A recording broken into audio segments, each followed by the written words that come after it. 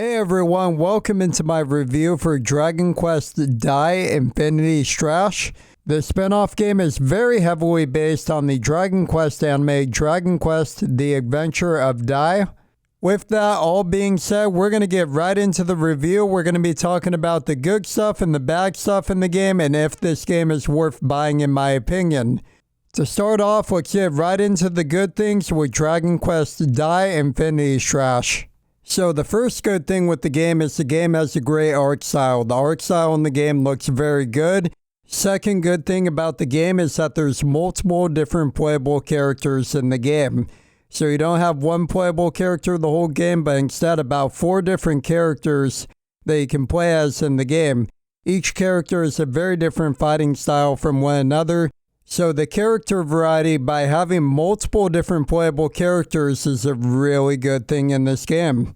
The next thing I would say is really good in the game is the storyline. The characters in the game were really good. I really enjoyed watching the story scenes in the game. The story was pretty well written for the most part, so that was a good part of the game. Now let's talk about some good stuff about the combat. So the combat in the game is fast-paced. Some other really good stuff about the combat is that there's certain mechanics that reward you for playing well. So for example, in the game there's a perfect guard and a perfect dodge. You basically do one of those, either a perfect dodge or a perfect guard by timing it really well. And by doing so, you get more benefits than just dodging or blocking an attack normally. So these kinds of gameplay mechanics are really good because they encourage a player to play the game better. Next good thing would be the voice acting. The voice acting in the game was really well done. I gotta give props to the voice actors. Good job on doing the voice acting in the game.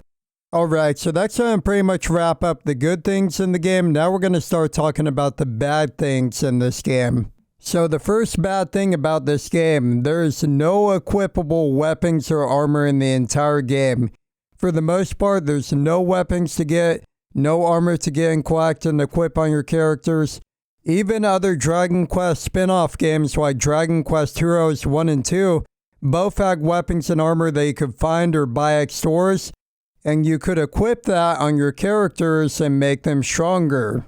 In this game, there's absolutely none of that.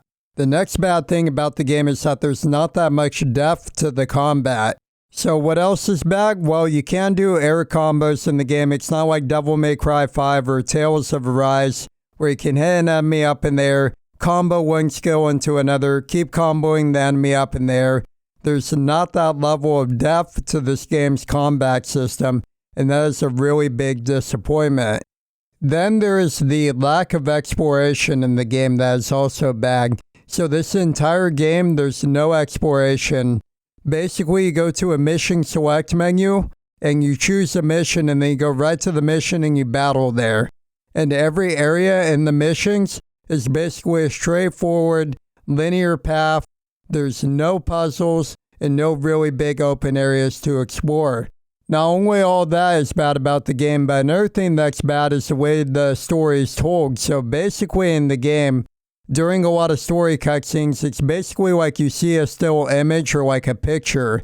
Instead of seeing a cutscene using the in-game engine and the graphics of the engine of the game, you instead just see a picture and then a narrator describes what's going on, or you hear the characters talking.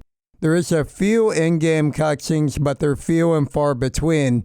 This was very disappointing that a lot of the story is a lot of flashback scenes and then hearing voices but not seeing the actual scenes happening with the in-game graphics engine. And now one of the biggest flaws of the entire game to me is that you gotta fight the same exact boss in the game multiple times over and over. So there's like one part of the game where you got to fight this one boss 3 times, and each fight against the boss is the exact same. The boss gets no new attacks the second or third time. They fight exactly the same. The only difference is maybe you're fighting them with a different character. This was incredibly lazy game design, and it's very disappointing. Overall, when it comes to Dragon Quest Dai, what are my thoughts on this game? So Dragon Quest Dai has some good stuff in it for sure, but overall the game is not worth buying at full price in my opinion.